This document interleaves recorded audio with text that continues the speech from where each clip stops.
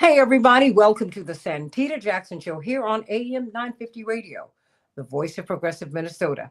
Hey, everybody, we're having some Facebook issues today, but not to fear. Just keep on to the other platforms where we are present, which is YouTube, the Santita Jackson Show YouTube channel, and at Santita J on X. And Santita Jackson and Friends for another time, of course, and on Facebook, and Santita Jackson IG on Instagram. We've got a lot to talk about today. And of course, I'm on Blue Sky, santitajackson.bsky.social. You know, in this time in which we are watching more and more American cities have the Department of War, if you will, come in on them. Because really, as David Swanson from World Beyond War and Roots Action told us yesterday, he said, oh, no, I don't object to the rebranding of the Pentagon Department of the uh, Department of Defense. I don't object to the rebranding Department of War. He said, because that is what they do. So let's be honest about it. I said, wow, you're right. And now it has been noted by others that, well, it seems like war is being launched on the American people. We've seen this happen before, everybody. But somehow or another, when it happens to others, you don't see them as your brothers and your sisters. And so you don't think it's coming around your way, but it eventually does. That which has been done unto the others will also be done unto you unless you rectify it, right, Pastor Hatch? I think so. So, what we're looking at now is racial profiling. In this time when people are more apt to protest, to demonstrate, indeed, that is the plan. The Pentagon memo that was published in the Washington Post, that's been discussed in other media over the past couple of weeks, said that the way that the government is going to deal with anticipated demonstrations will be to use the military. Now we're looking at the U.S. Supreme Court, which said that it's okay. It is okay to racially profile. On Monday, the Supreme Court allowed the Trump administration to use racial profiling in this militarized immigration sweep all across Los Angeles.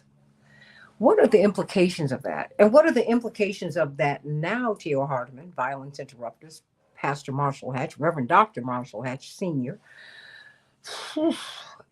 I need you to help me to understand that, Attorney Mark Fancher, what this means. So let me start with you, Attorney Mark Fancher. What did the Supreme Court decide? And what are the implications?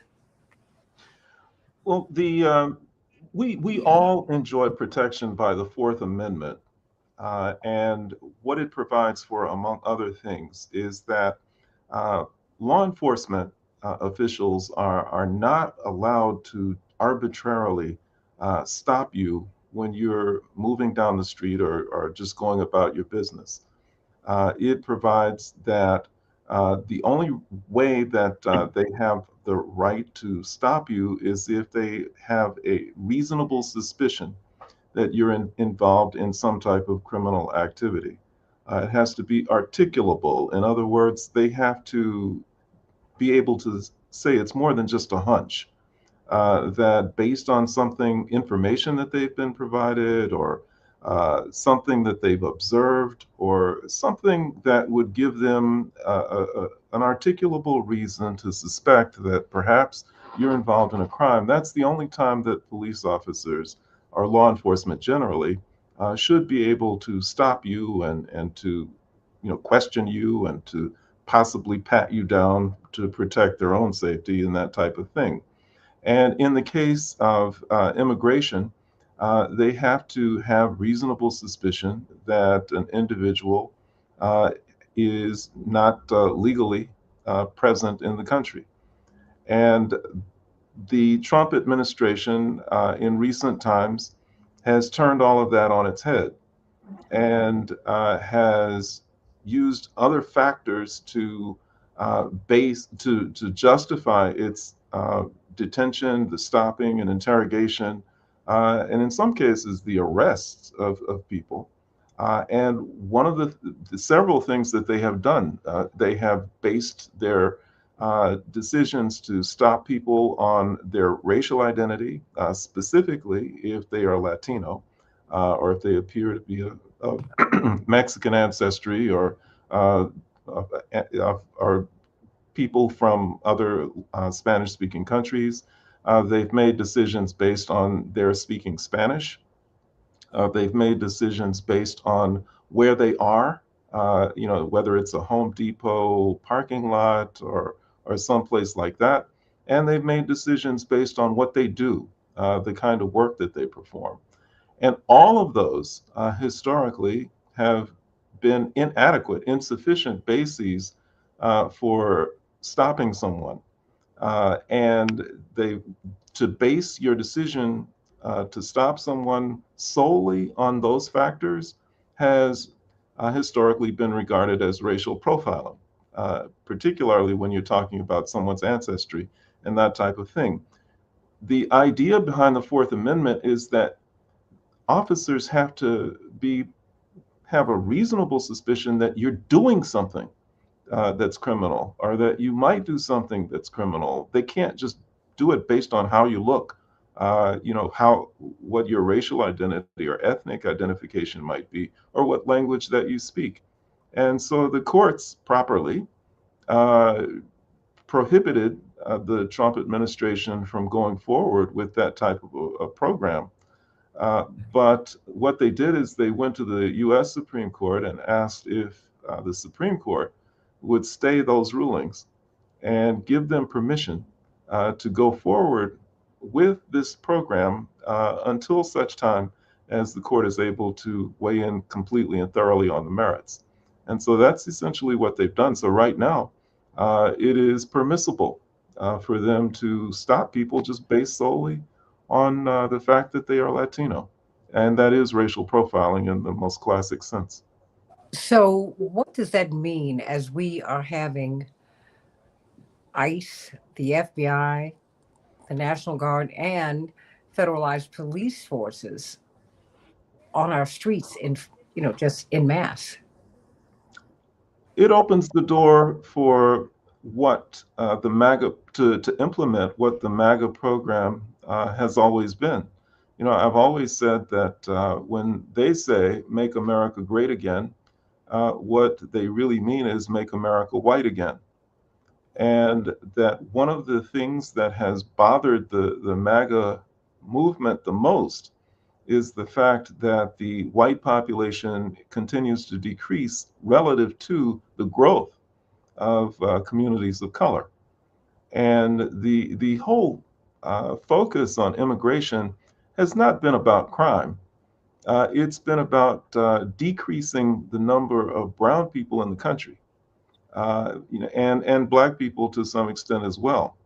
And so these mass roundups of Latinos has nothing to do really with trying to address the crime problem. It has to do with trying to get them out of the country. So they just round them up wholesale just based on their ancestry and their racial identity and the language that they speak.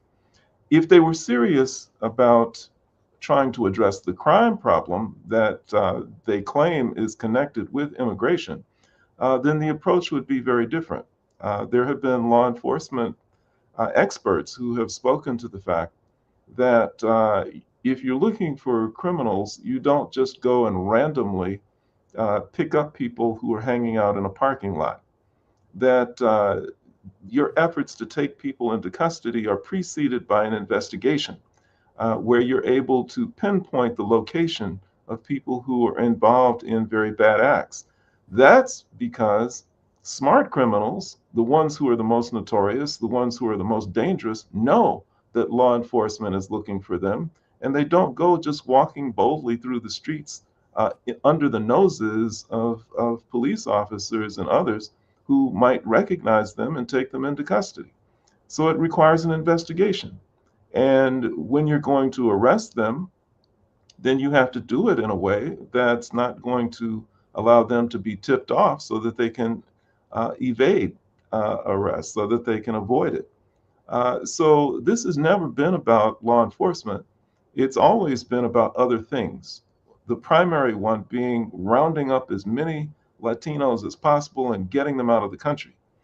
Secondarily, it has been about locking down communities that are presumed to be a threat to the Trump administration and which might make trouble. As to this, the Black community is usually first and foremost in the thoughts of people who are concerned about this. But in this regard, the Trump administration has miscalculated. There was an anticipation of mass Black protest, people spilling out into the streets, engaging in militant acts, and which would justify using the National Guard and other military troops to violently put these demonstrations down and to suppress a community that also bothers MAGA. They really are bothered and afraid of Black people, and they would really like to just put them back in a position where they are under control. That's really been the primary agenda item for this country, really, since the beginning, is to control Black people. They were controlled on the plantation. You had them in a confined area. You had them monitored and watched at all times. You had them under control. As people moved out of that situation and moved into northern areas, northern urban centers, then you can find them in what used to be called ghettos. But as people began to rebel during the 1960s, 1970s, and they began to burn those communities down, then they had to find a new way to contain and control Black people. And so then they began a process of mass incarceration where they could keep them locked up in that way. And there have been any number of other things that they've done to try and control Black communities and Black people. The idea was that in this era, particularly in the wake of the Black Lives Matter furor that we observed just a few years ago, that the way to control Black Lives Matter would be to use the military in order to put down their demonstrations. But they haven't seen those, and so that's got them a little bit confused. But what they have seen is a movement by large numbers of other people, large numbers of members of the white community and others in very militant demonstrations, most notably the No Kings movement. And that has them a little concerned as well, because at a certain point, they see the sheer number of people who are opposed to the Trump administration and who might mobilize. And it would be very convenient to have these troops that are available in order to put them down.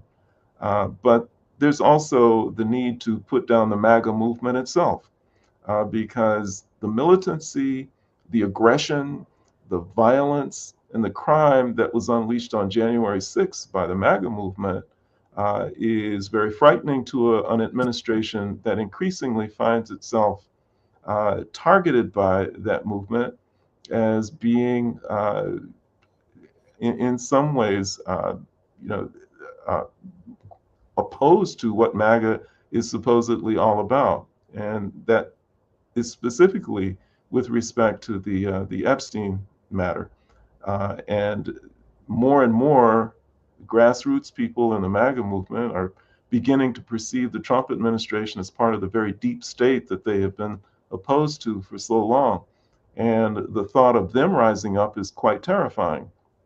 So this has great utility for purposes of racial profiling and getting at those communities that traditionally have been targeted by the radical, extreme, maniac white right.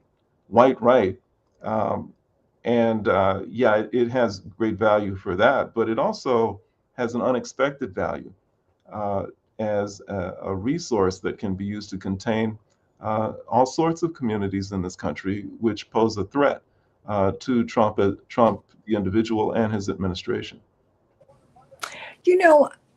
What do you make of this, Reverend Dr. Marshall Hatch? I mean, Chicago is segregated as we are. These different communities collide. And I'm not unmindful. I don't think any of us, T.O. Hardeman, Attorney Fancher, and Reverend Dr. Hatch, we should not be unmindful of the fact that the countries where people are going to be deported are African and South American, where the brown and Black people are.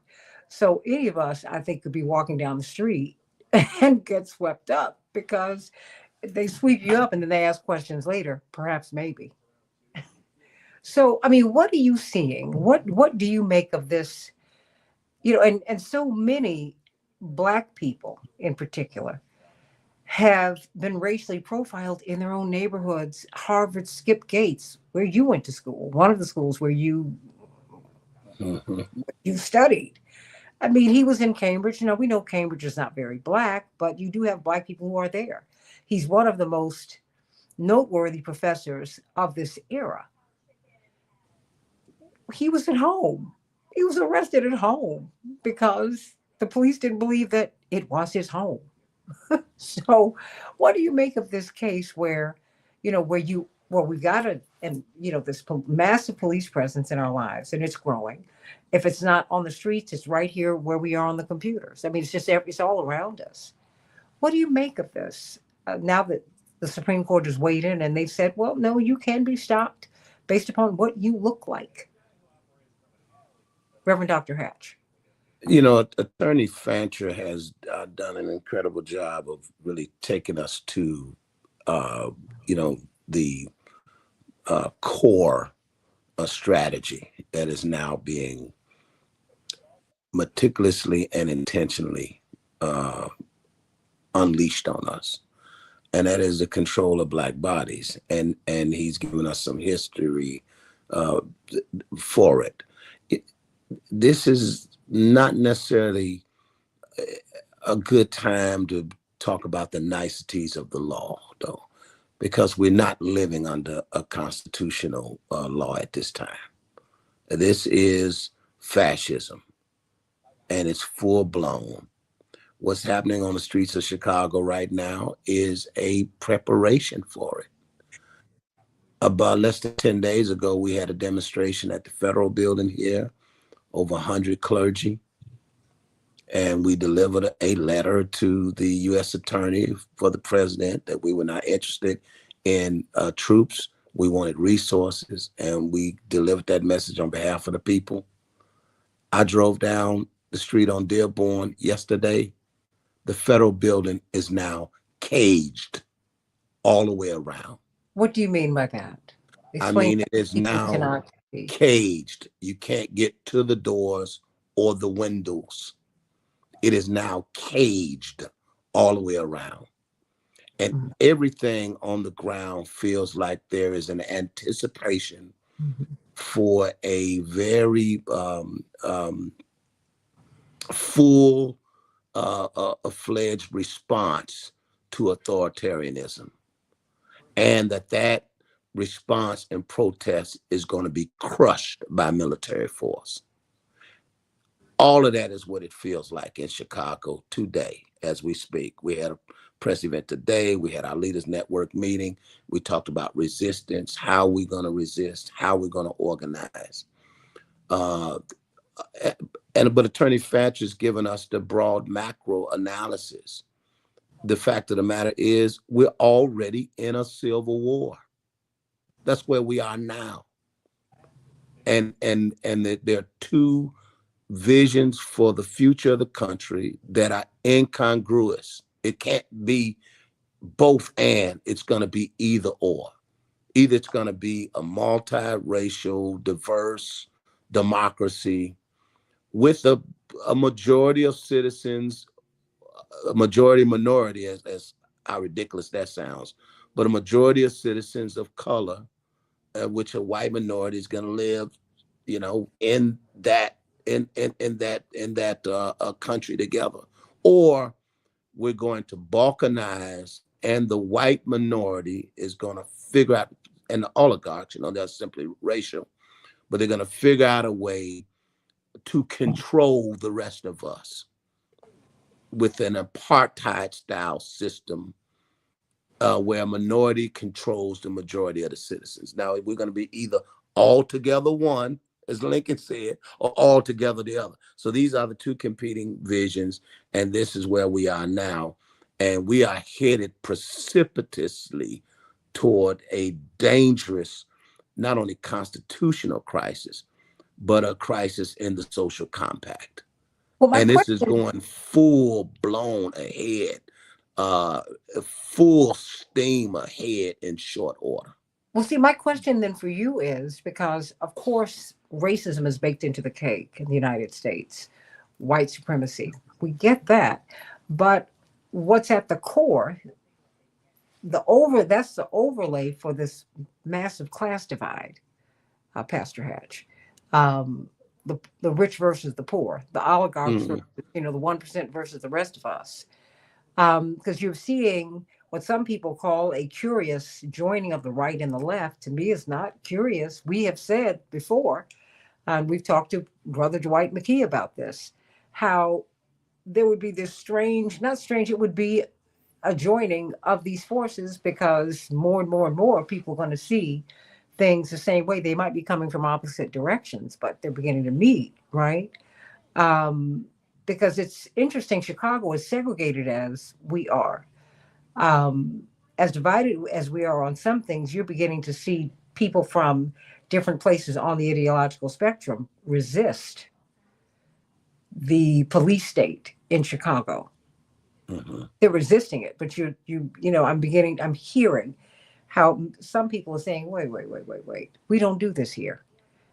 And this is not going to work. And I'm wondering if the president might be, not that he would not occupy Chicago, but one has to wonder if he's trying to figure out how to do it because Chicago is different from Washington, Pastor Hatch. You know that. Yeah, and I think the goal is to provoke for the basis of creating drama here, and they'll probably get what they're looking for.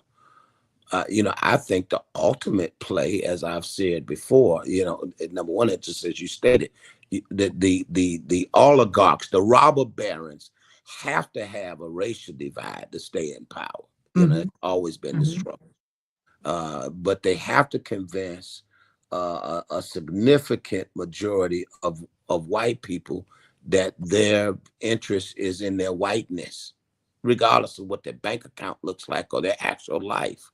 They've got to be hoodwinked. And that is Trump's base, it's a white base. And so I think that what we're being set up for Black people is for a narrative. I've been saying this for quite a while, where we're going to disappear to is not El Salvador, but it's going to be Sudan, the Congo, these poor African countries that are going to cut their deals, that helped the Trump administration create the ultimate white narrative of Black people being sent back to Africa. That's going to be incredibly popular when you understand the white mindset. But that's So I why think he knows exactly what he's stepping into in Chicago and the kind of response he's going to get that's going to enable him to further that narrative of Black criminality. Yeah. That's why I was asking at the top. Will it stop with these indigenous people who speak Spanish? No. Because it's like, no, because the only places they're exporting people to are African nations and South American nations. They're only trying to cut deals over there, interestingly. But stay right there, because indeed, T.O. Hardiman, correctional officer for the lockdown, sending you and your family much love, correctional officer for the lockdown. He says there are agents provocateurs that are being used that have associations with street benevolent orders, aka gangs, et cetera, et cetera, et cetera. And that's always been the case. What do you make though what do you say to people who are walking around minding their business, who are being pulled aside? I mean, we can look in social media. It seems like it's happening, or maybe it's being captured, Pastor Hatch. I don't know. But we're dealing with police who are, at least on the ground, they appear to be even more aggressive than they have been in the past. T.O. Hardiman? No, I just want to say, Santita, I have a recommendation or a suggestion for the president, the governor, and the mayor. when it comes to Chicago and the possibility of the National Guard being deployed in Chicago, that's number one. The news station should conduct a survey of 100,000 people in Chicago. And if 80% of them say bring the National Guard, take a look at it coming from the people. If 80% of the people say no way, no way, then you go with that. And on a national level, when it comes down to the illegal immigrants or the immigrants, if you do a national poll on it, a survey, and if you get a good majority of Americans that say, look, they should be sent back to their country, then you go with the pulse of the people. And that's being sincere here. That would be a recommendation as far as I'm concerned. I was on a talk show the other day, and like I said, when we think about the National Guard from living in the African-American community, our mind goes back to a lot of struggles our people had to endure here in the United States. So it's kind of hard to say. Now, I do not like the fact that the ICE agents are, taking people off their jobs. If you have people in America working jobs, abiding by the law, they should be allowed to work and do the right thing. Now, I kind of shifted a little bit in my perspective, because my thing is, if you come over here illegally, you should have to go back and come back, through the legal process. But now I'm kind of shifting a little bit, because I understand people are working, trying to take care of their families. But, we should be in a situation where we abide by the law. So maybe they should work out some type of provisions for people and then stop people from entering the United States illegally moving forward. But the people that are already here, let's wait, especially if they haven't broken the law. Then we work out some provisions for them so they can stay here and take care of their business and their families. That's number one. So I don't know how people feel. Yes. Stay right there, because I'm wondering if we're looking at low-hanging fruit with that, right? Uh-huh. A couple of things that you've said I found very interesting, and I'd love for everyone to jump in, because what you're saying is thought-provoking. Yeah, that's why I put it out there. Oh, no, and I appreciate that. Why you're here. What about the corporations that bring these people in? Hurricane Katrina was 20 years ago. It's hard to believe that it's been 20 years. But then President Bush had the Department of Labor relaxed their rules so that they could bring in laborers from Central and South America. And these corporations are still doing that. We're looking at the people, and we're not looking at the oligarchs who are bringing people in to work for cheap. Well, as long as the oligarchs and the corporations are paying, as long as they're paying the people, I know you say they bring them in for cheap. I got that. But if we can show that they're paying the people. That's no, actually established fact. I'm not. I understand. No, but I want to be very specific. This is not something that I'm pulling out of the air. This is something that we've seen happen. This is what they're doing.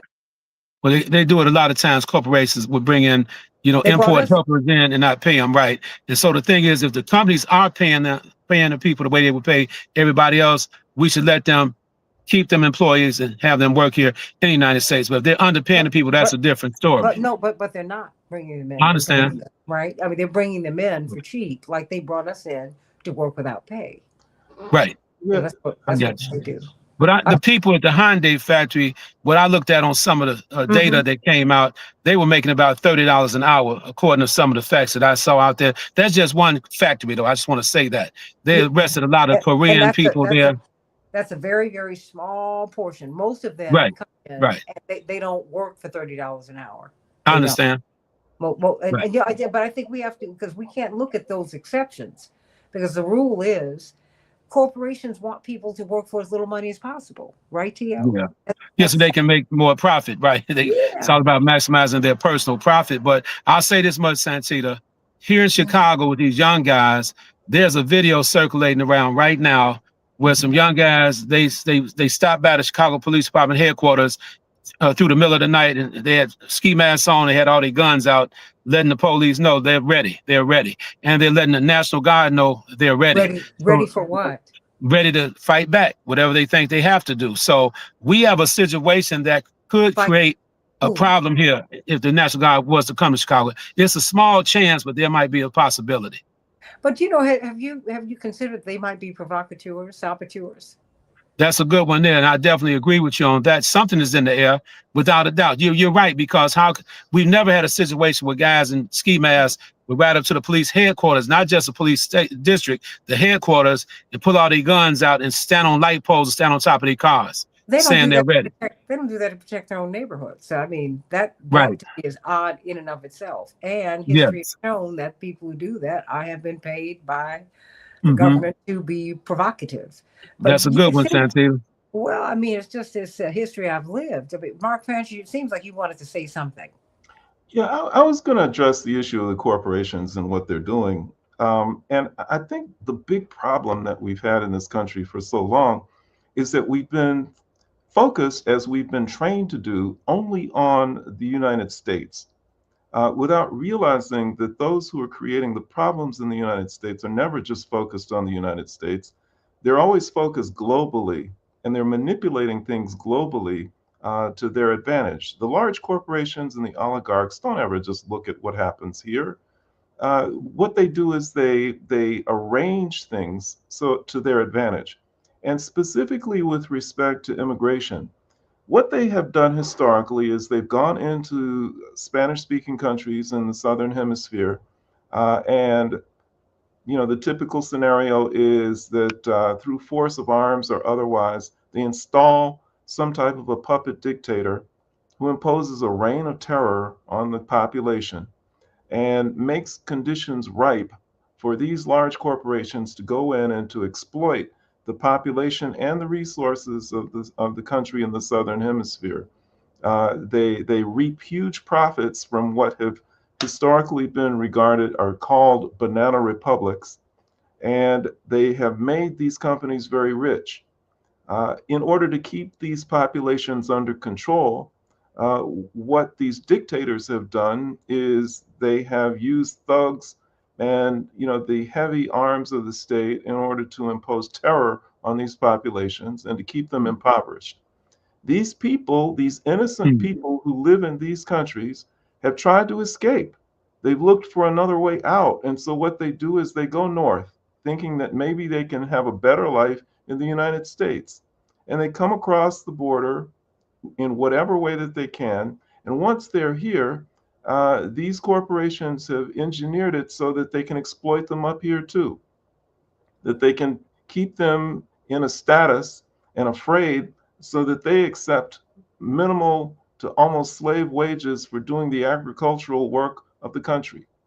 And whenever it's necessary, in order for exceptions to be made to make sure that these people are able to continue to function and to work in that way, then they've been able to get that.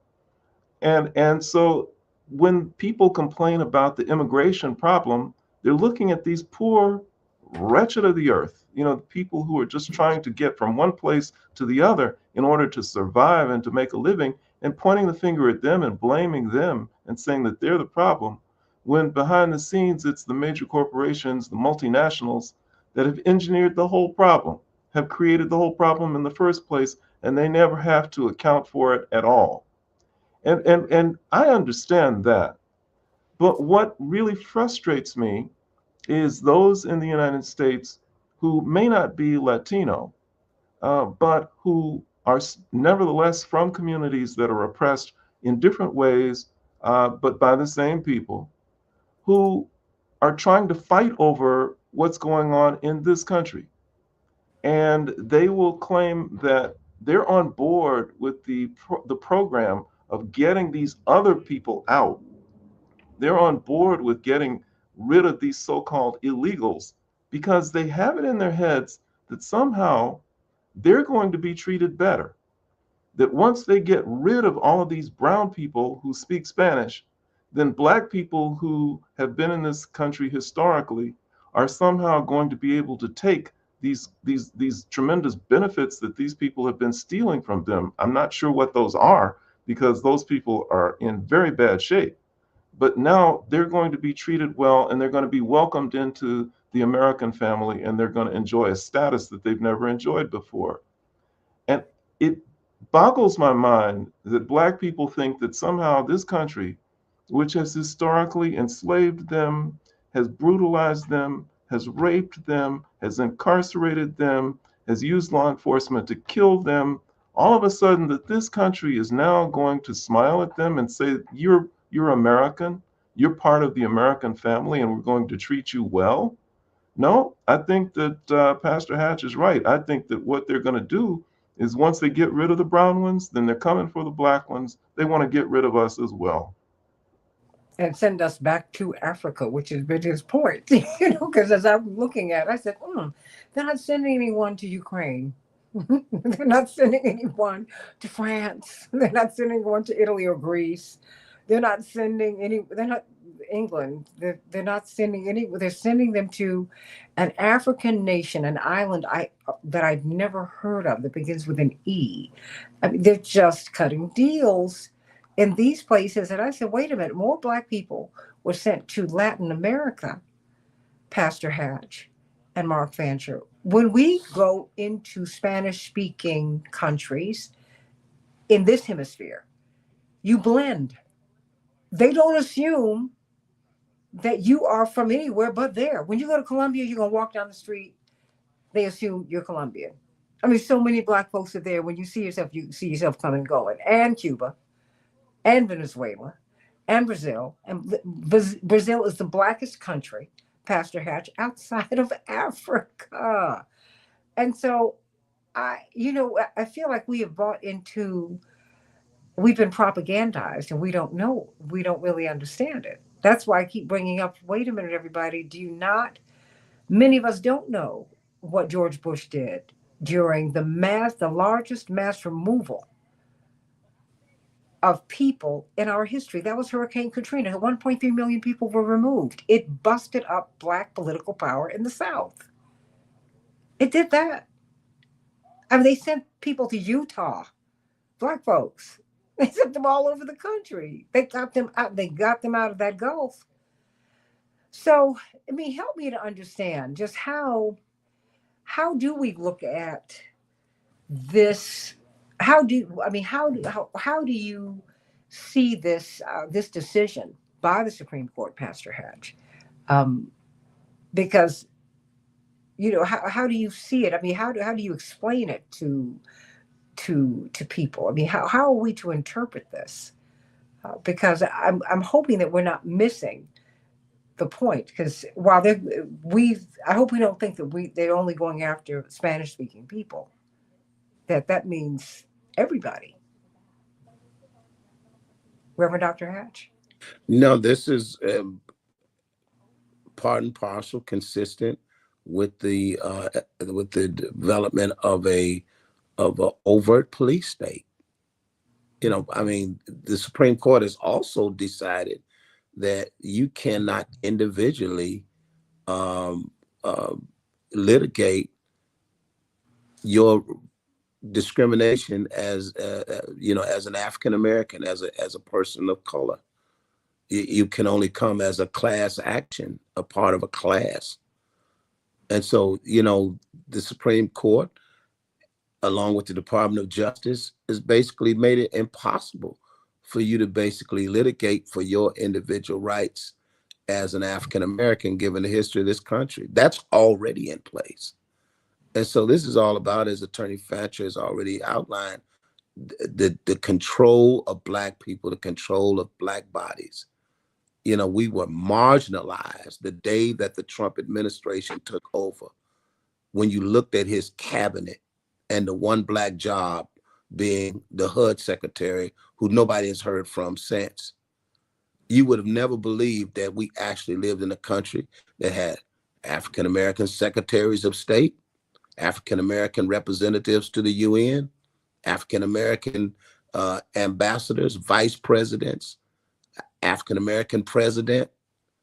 I mean, this was a total resurgence, reestablishment of white supremacist government, led by the oligarchs, with the axe to grind even against the so-called elites in the upper class. This is part and parcel with a reestablishment of an apartheid system, and a system where we are totally exposed to police abuse, to over-policing, to violation of our individual rights. And it's almost like, I don't know what we're waiting on, somebody to proclaim that we're back in the 1920s, because we are. we have no rights that law enforcement is bound to respect. That is where we are now. We're back to pre-Dred Scott.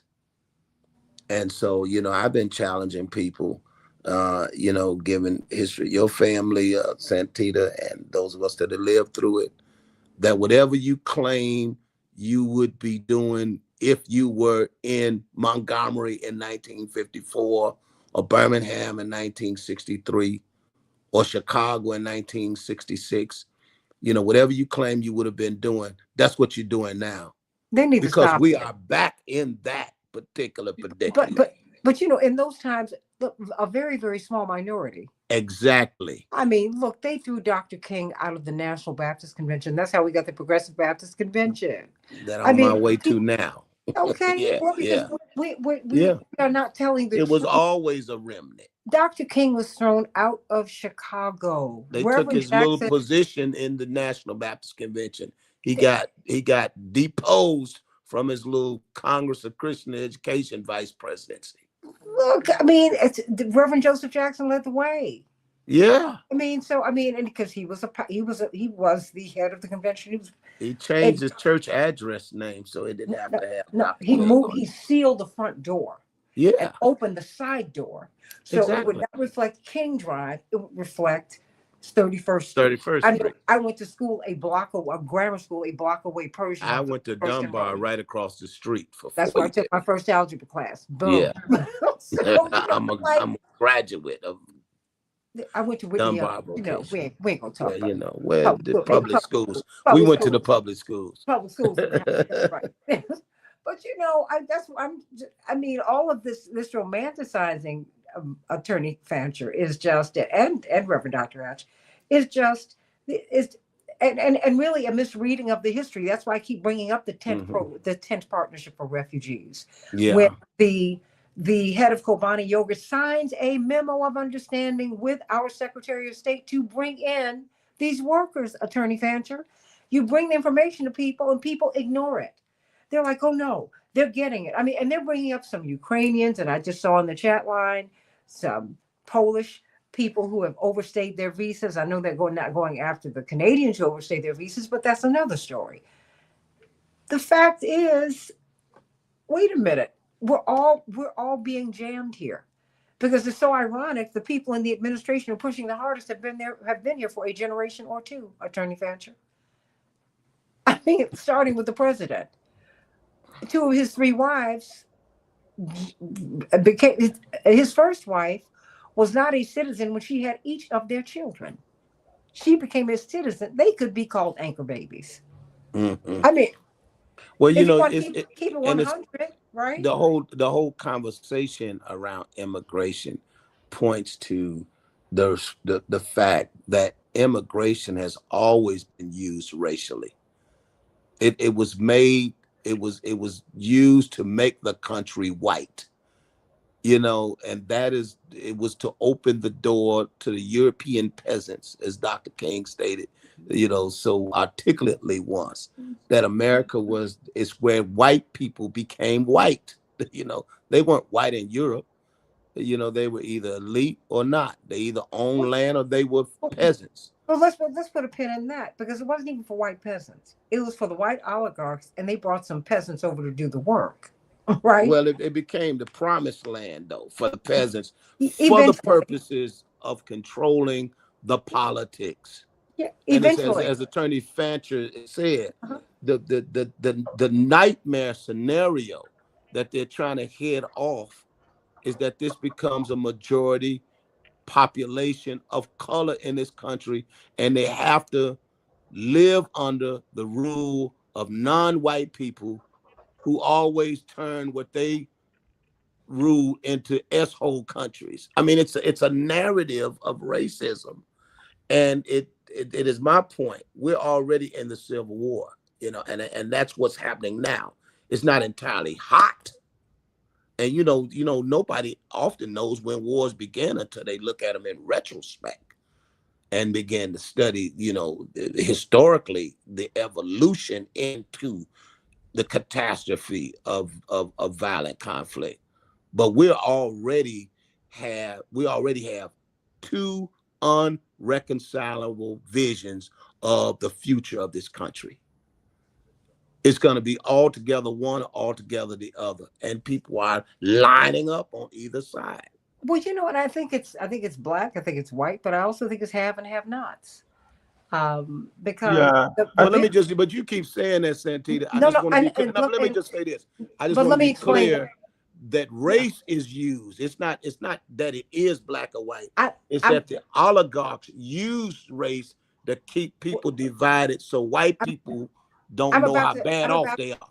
To your point, that Yeah. was because the first person to die in the American Revolution was a black man, but not the second.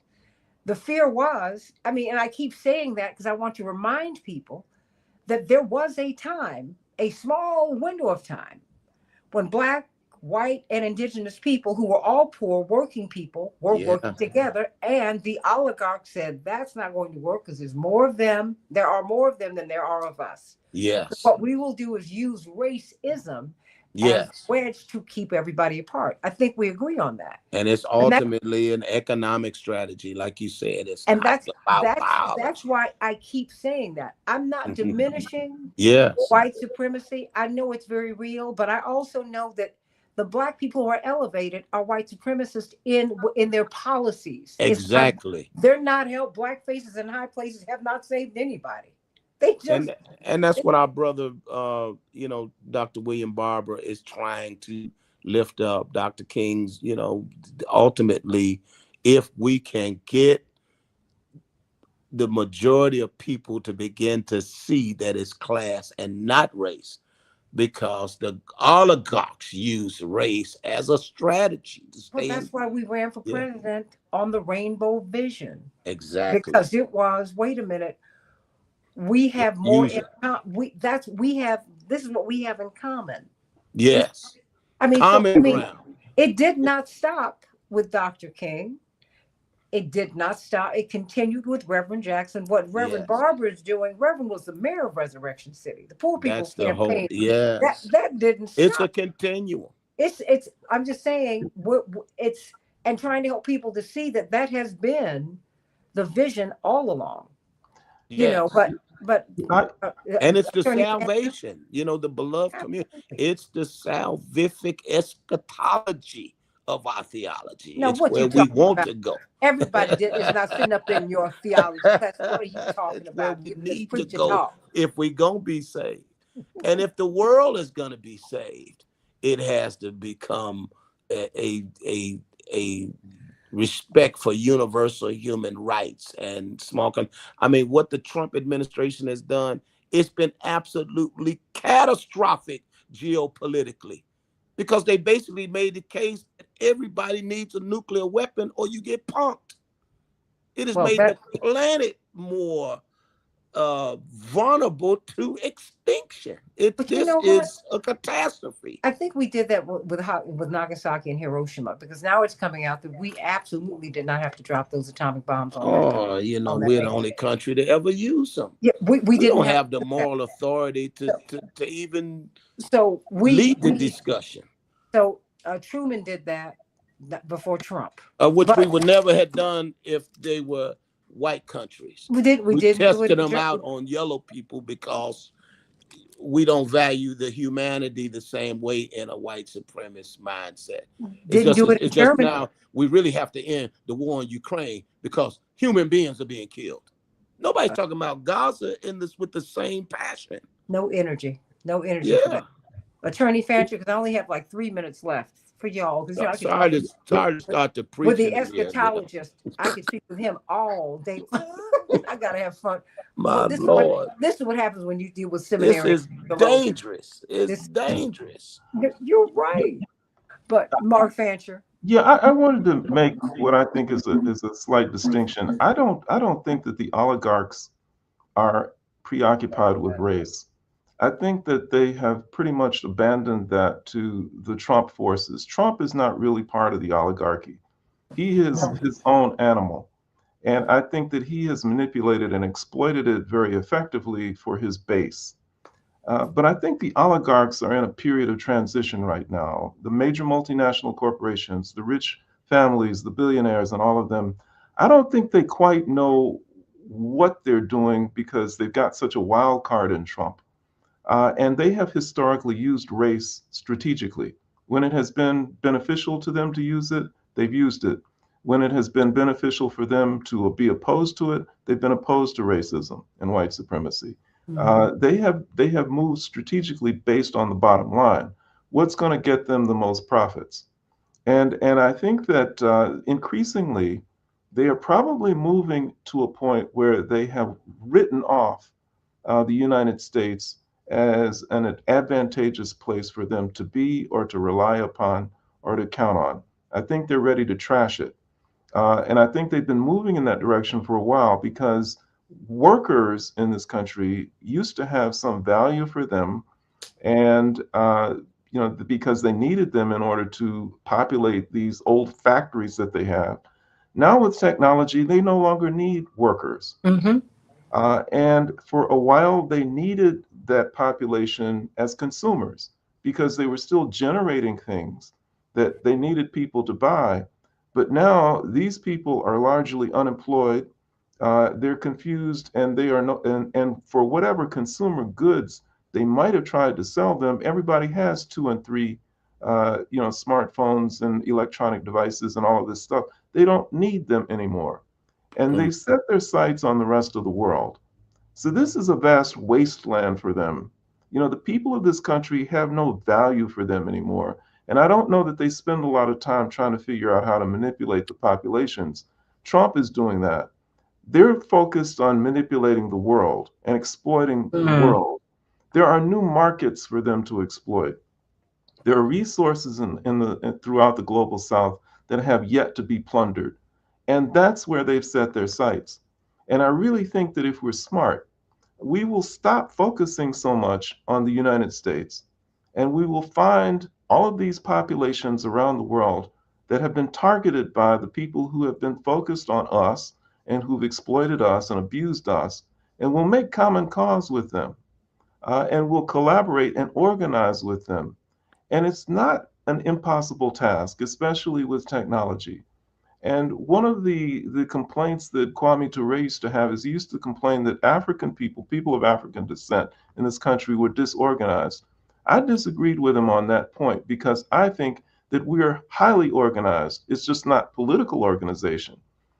Every Black person is a member of a church, a block club, a fraternity, or a sorority, a social club, this or that. Everybody belongs to something.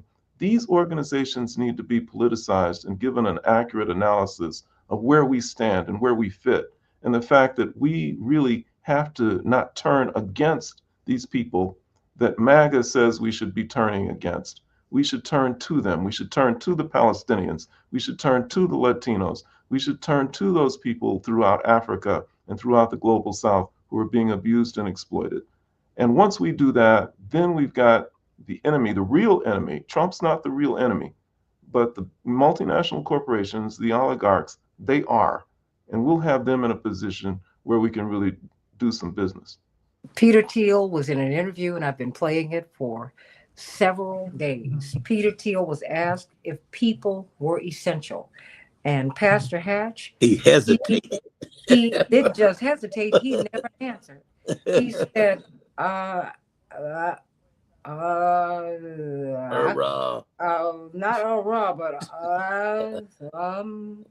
that's what he did do. And I think we need to understand just who we are dealing with. And when we do that, I think that, that's why I keep going back to, I'm not someone who would ever diminish white supremacy and its devastation. That we live with it every day. But I also know these people think beyond that too. You would prefer the human race to endure, right? You're hesitating. Yeah, well, yes. I don't know. I would. This is a long hesitation. This is a long hesitation. There's so many questions implicit in this. You would prefer the human race to endure, right? You're hesitating. Yeah, well, yes. I don't know. I would. Women can go. That you would prefer the human honestly race. is what we're dealing with. And that's the person who singularly created the political career of J.D. Vance. and he is in line to be president, and their first big client, CIA.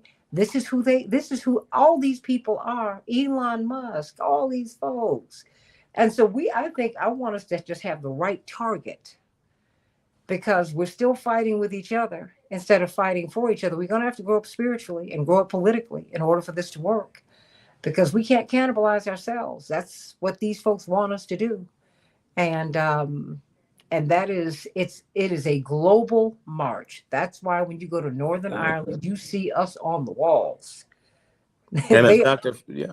they're looking at Oh yeah. they're looking at Kwame Ture, Dr. King, Malcolm X, Angela Davis, Jesse Jackson. They're like, wait a minute, you have shown us the way to freedom, because we're fighting. When you listen to them talk about the crown, you would think that we are talking about white supremacy. It's all the same thing. I'm in Dublin, Ireland 2 years ago, looking up at the building that we were on a film festival tour for our movie All These Sons, and it was the old Friends or Quakers meeting house, and the plaque says Frederick Douglass spoke here in 1845. Well, how about the green from our flag come from their freedom struggle? Yeah, So yeah. we have So, solidarity. yes, And I'm gonna stay on that, because I know there are some real freedom fighters who don't look like me, and there's some real slave masters who do. So everybody, let's get to work. Let's get to work. I love you, everybody. We're going to continue this discussion. We got G. Flint Taylor, your very dear friend, Pastor Hatch, talking absolutely. with us. Of course, this is Fred Hampton's lawyer. When I asked him about this police state that we are looking at and how it will impact protest, what is going on here. I'm running, everybody. Stay tuned for more of the second hour of the Santita Jackson Show here on AM 950 Radio. When you come to Chicago, go to New Mount Pilgrim Missionary Baptist Church. You want to see that cathedral, and you want to hear about the magnificent programs that Reverend Dr. Marshall Hatch and his wife and his son.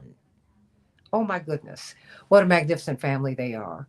What a great first family. Don't act like we don't have first families in our community. We got them all day long. Well, not all day long. They don't grow like, as my father said, in bunches.